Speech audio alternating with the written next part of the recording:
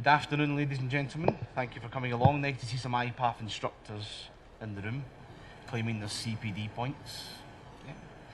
Today I'm going to talk about managing your MEWPS safely. My name is Chris Smith. I am a regional auditor for IPAF. I cover the northern half of the country, from Birmingham upwards, and I also do instructor training as well. IPAF was founded in 1983 and in 1991 started to provide training.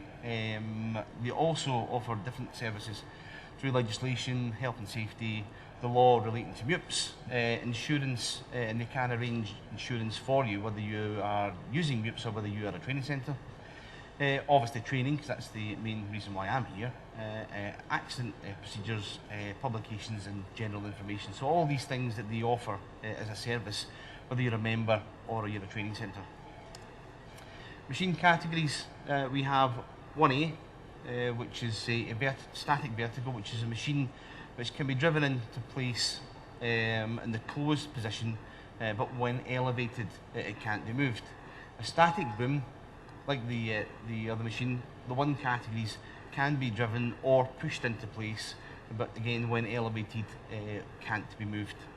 We have a 3A, which is a mobile vertical, which the 3 category machines can be driven in the closed and also in the elevated position. So your 3A can be driven into place, but as a vertical movement up and down. Some of these also have extending decks. Your mobile boom, trying to see if there's any up in there. There's one just kind of outside there, which can be driven closed and elevated. When it's in situ, it reaches from the centre of rotation, and that's where the B section comes in. And finally at the bottom, the one that I think causes no one, certain terms, the most grief for some new instructors is the PAV. The PAV you'll see in a second and the 1A do look quite similar. In fact, they share the same slide. The PAV can be pushed into place manually and is not driven into place. So your PAV is manually pushed, and your static vertical is the one where it can be driven into place and not pushed. So when in situ, these machines don't move, so they are static. Okay. We also have our 1B machines, one we spoke about, and if you look behind you through there, we have a 1B up in the air. We also have one at the far corner over there. These machines, like this here, are towed into place, and or this type, and once in place again can't be moved. Then we have our larger vehicle mounted. Some of these increasing up to over 100 metres, which is a fair old height. Road-going vehicles, so they can either be driven on the road or they can be towed on the road. And your spider stroke track type machines here can be driven into place, and again when in situ it can't be moved. They're all set up on jacks and the stabilisers. Some models can be lightweight and can be easily moved by a person. Other models are heavy. Some can be pedestrian driven, like your track machines where you would operate them from a control at the ground. Okay. And your white van man parked there at the end. So your mobile vertical, the type of machine here which raises within the centre of the base, okay? But some of them, as I said, do have extending decks, which you will see very shortly. Okay? So it ascends and descends vertically over its own chassis. Available with large working platform. Some of these machines range where you can only put 1 person in the platform, up to 10 or 12 in some cases. As you can imagine, the size of the platform for 1 person being small to some of them being almost as long as this stage for the type of work that you're doing. Also available with large safe working loads, okay? And just to stress that your safe working load is based on people, tools and material within the platform. Powered by petrol, diesel, gas or battery. Some of the combination, you'll have some dual fuel, bi-energy, biofuel, which can charge the battery as well. The diesel engine is still running. We don't have many petrol machines here, obviously because the price of petrol is extortionate. We normally use diesel because red diesel is very cheap. and gas-powered machines are specific for certain industries. And it said they're available with a deck extension sliding deck. Some have a single extending deck and some have double. In fact, one of the ones I was using yesterday in the demonstration area, it's a small machine but it has a double deck extension. 3B, your mobile boom. When it elevates, can be driven. There are various types. This particular one here that you're looking at is a telescopic boom, or a stick boom, as some people would like to call it, where you would operate this in an area where you're looking at a straight, for your work, line of sight. You're late, Javen. Powered by, again, petrol, diesel, gas and battery. Available on a large working platform. Now, some of these large working platforms, they say you're not going to get more than 3 people in the basket. Okay? You're going to probably, most of them you'll see with a 230 kilogram safe working load. Available with large safe working loads, probably the worst line you could put for a boom. A large safe working load. And people think you can put masses of weight in there, but it would be large safe working load depending on what you're doing. Some machines in certain situations, if they've got jacks on them, or if they don't have the decks, the width extended at the base, you will be limited to the weight that you can put in the basket. And again, it provides the user with outreach. And I said this type here is a stick boom, but an articulated boom, giving you the up and over capability, allowing you some reach, like as I said, the ones that we have over there. So, MEWPS selection and managing the area. So, what work needs to be carried out? What are you doing? So, are you using it for going up to, fit a light bulb, or are you going up there to put cladding on? Would determine what type of machine you're going to use. Access to the area. What way are you going to get in, and can you get back out again?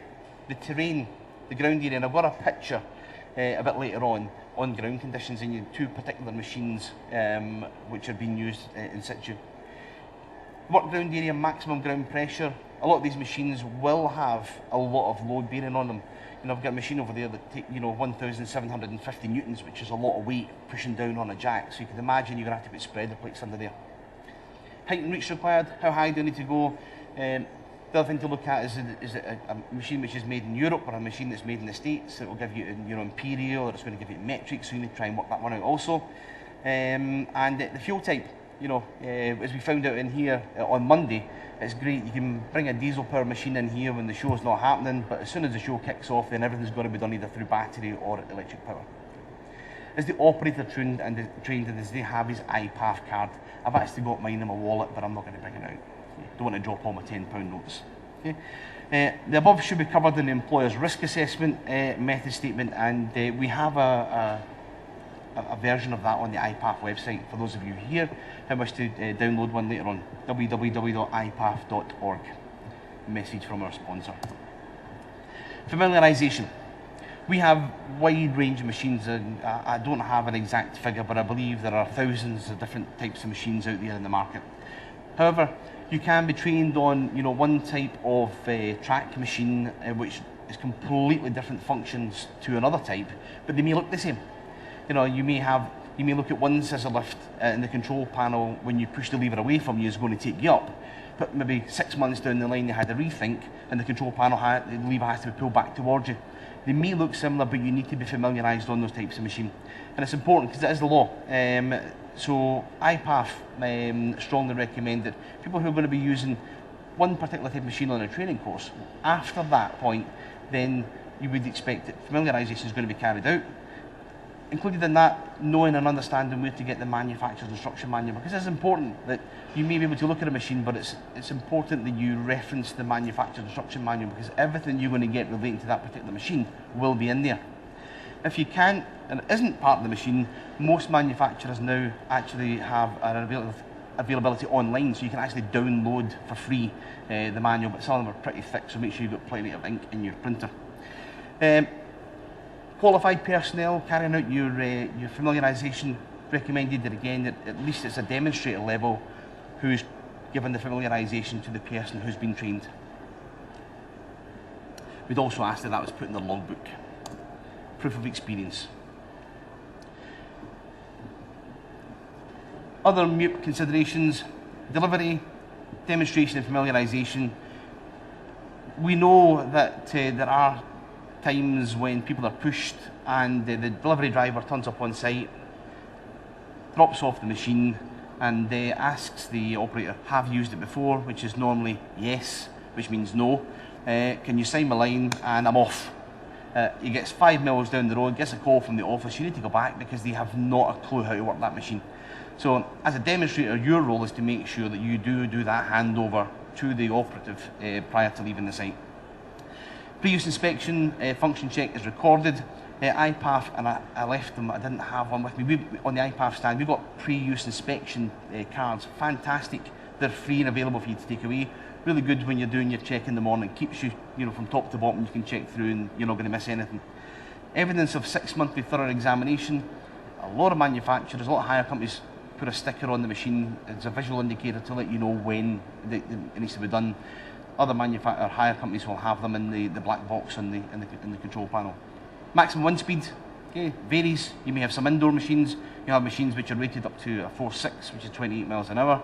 And you get the odd 1 or 2, the extreme, which are up to a 4.7.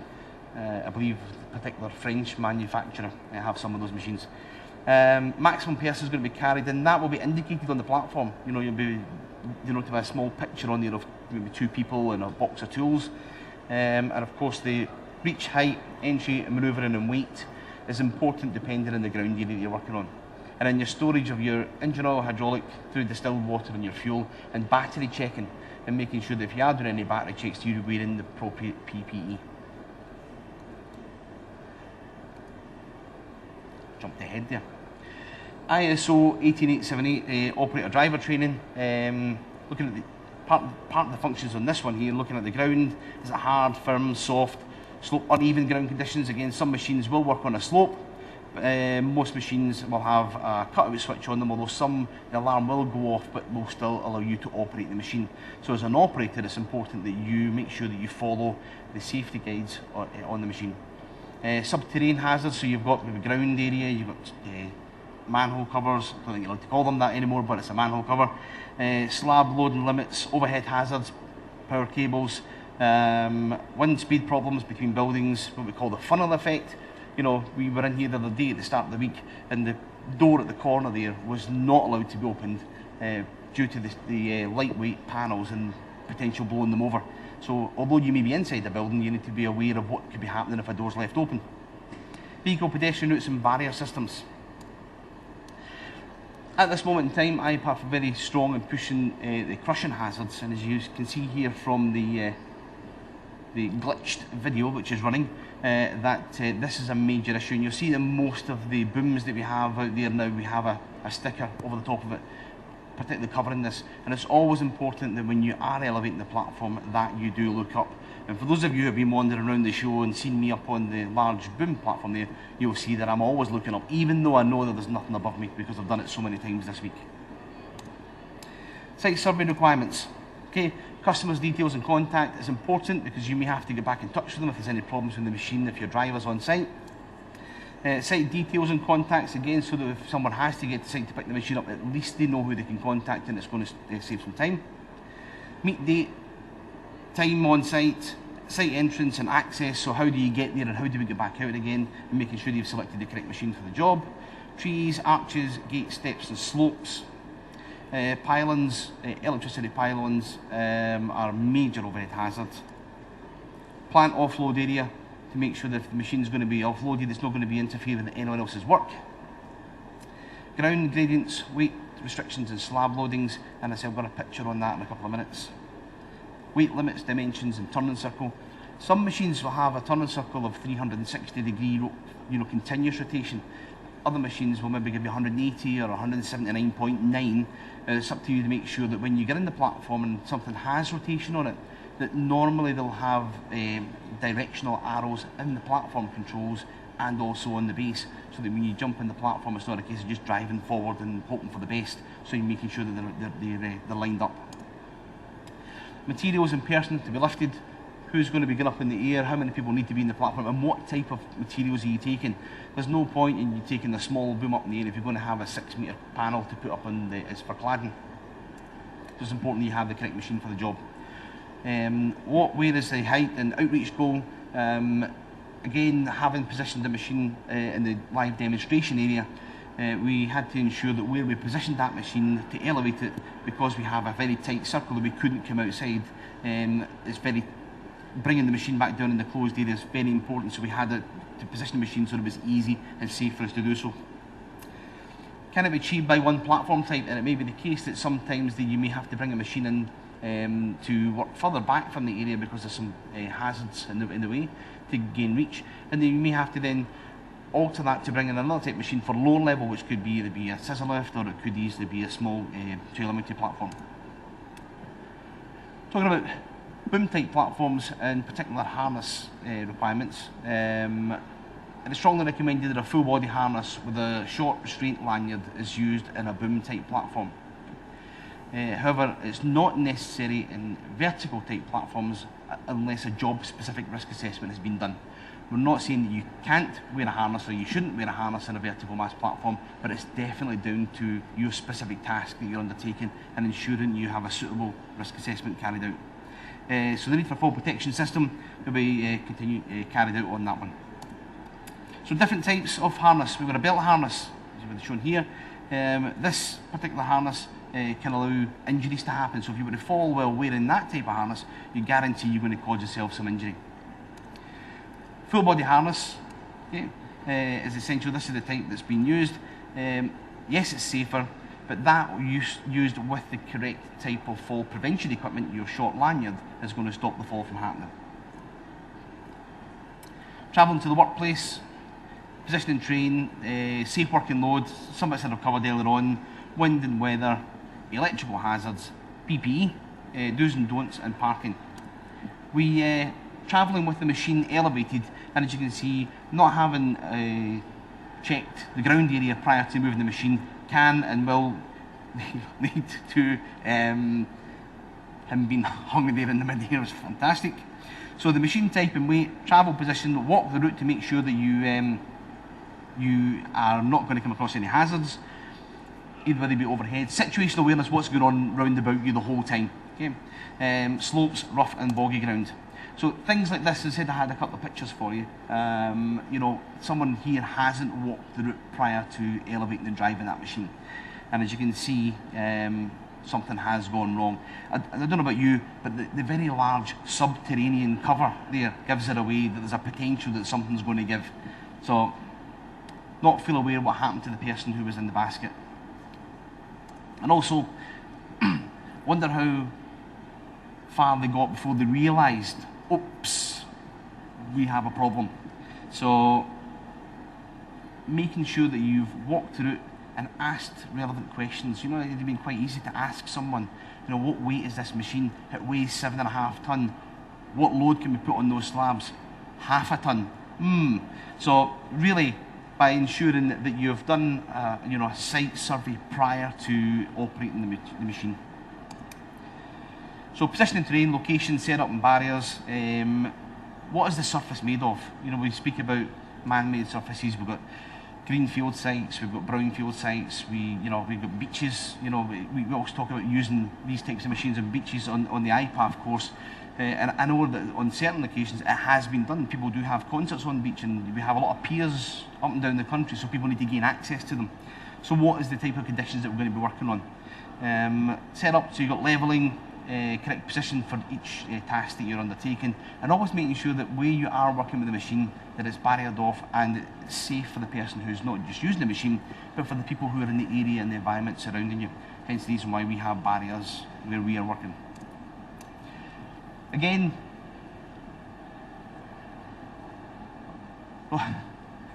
we keep like hanging these guys in mid-air. It's what we call suspension trauma.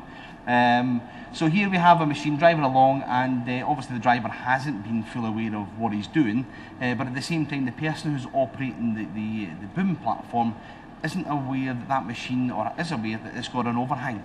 You know, some machines will have a zero tail swing on it, or within the operating envelope they'll have an area where you can work without the machine overhanging. So he's kind of suspended.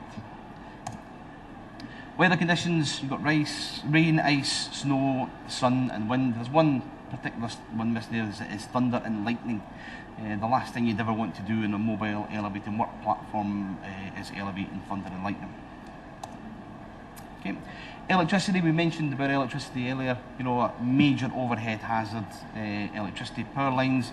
Safe setup distance from these power lines is 15 metres plus the full extension of the boom. Yep, that one worked. And you can see, you know, probably set there too close to the pylon, and you know, electricity does arc pretty well in damp conditions. So you know, you can be, you know, have to be pretty close, and it can jump across. So, looking at the type of machine you have, the maximum height and reach that it's got, plus your 15 metres set up from the overhead pylons. Don't use as a crane, jack, personnel or material hoist. They're not designed for taking people up to offload a work area. Towing them along, override safety systems. A lot of these machines are fitted with micro switches to stop things from happening, and people do tend to tie them up for audible alarms. They fill them in with gel or glue to kill the noise and goodness knows what. Shock load the machine, and all new machines now are all made with and they've all got load sensors on them, where some machines will, when the load sensor comes on, will prevent the machine from being operated, whereas other machines will just give you the warning, you know, there's too much weight in the platform, but you can still operate. So you, as the operator, you know, primary responsible for safety lands with you guys. Attach unapproved attachments. There are a lot of companies out there who make attachments now to add into mobile elevating work platforms for specific tasks. Improvise with height and reach, putting step ladders and boards across the mid-rail and standing on them, using the guardrail as a step, and never using a public highway without the appropriate authority. You know, you have to apply to use a machine in a public highway. Sorry, I thought I was going to hold off there, without having contacted the local authority. We at IPAF offer experience checks, so your logbook, after you've been trained by the approved training centre and the approved instructor, they'll make the first entry into your logbook. Thereafter, it's up to the site supervisor or your manager to ensure that the logbook's filled in. We look for 60 entries over a 5-year period for a renewal course, and you know, we're looking at, you know, was that one a month, really? So there's not a lot. We have seen on the odd occasion logbooks coming back. The handwriting is exactly the same through every operation, signed off by the same person, done the day before they were going back for the course. So it clearly identifies the bearer. It lists the categories they've been trained to date.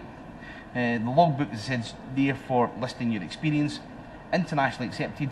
We have a wide range of IPAF training centres across the world, and as I say, it's valid for 5 years. You have your operator ticket, which allows you to operate that specific machine category, and with correct familiarisation that the machine within that. The demonstrator is the person, their role is to demonstrate the functions of the machine to a trained operator. And then we have our instructors, who are the gentlemen who spend a lot of their time coming to listen to me so they can claim CPD points. Other IPAF courses available: telehandler with integrated basket controls, higher desk controller. For the people who are going to be hiring the machines out, you know, it's important that they understand what type of machines that you're asking for when you're on site. Loading and unloading course for the delivery drivers who are taking the machines to and from site. It's important that they know how to get the machines onto the vehicles, back off again, and how to tie them down securely. Harness for users. The harness course, we offer you a certificate, but we don't offer an ID card, and it's so that people, just in case people tend to turn up on site, yes, I have got an IPAF card, but it's only for a harness and carry on using machines. So we offer the harness with a certificate and not an ID card. It's a half-day course, and it covers harnesses within the use of MEWPS.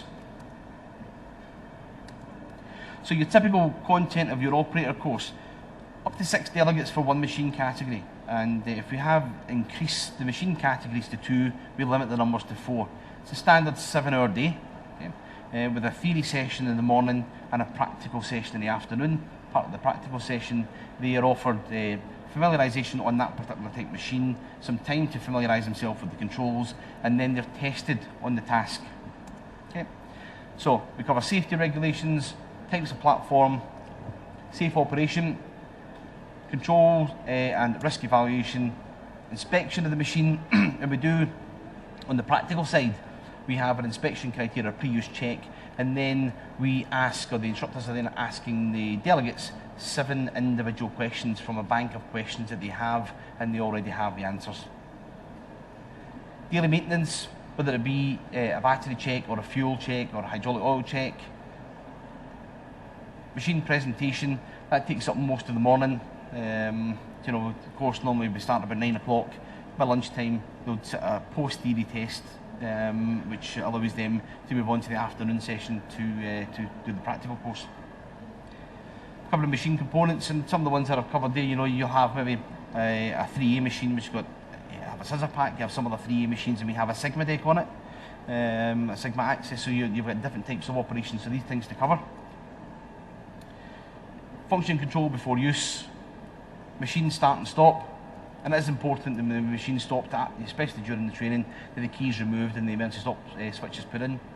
A working plan, in our case it's a working plan is we are setting up a course for them to drive through, and particular course is set out in a way that, you know, we give them pretty challenging 3 points of contact and a very tight space to drive through. If it's a boom type machine, we get them to drive at 75% of height and at right angles to the chassis. So we're really testing everyone on the training course to make sure that when they leave at that end of the day, that it's safe for them to go and operate machines.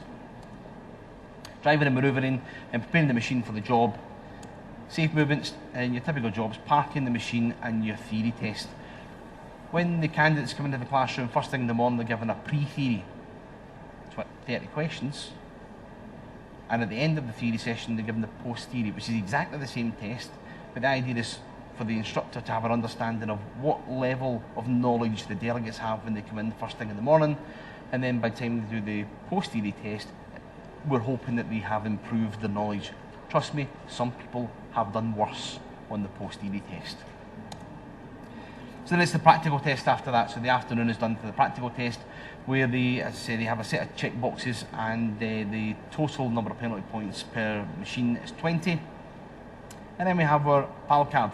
They don't get the PAL card on the day. They do leave with the logbook. That's the reference point for when they go to site for the first couple of weeks to prove that they've actually been on the training course. The PAL card will come through the post with your picture on it. Valid for 5 years. It includes the date they were trained and the expiry date. The machine categories are on there.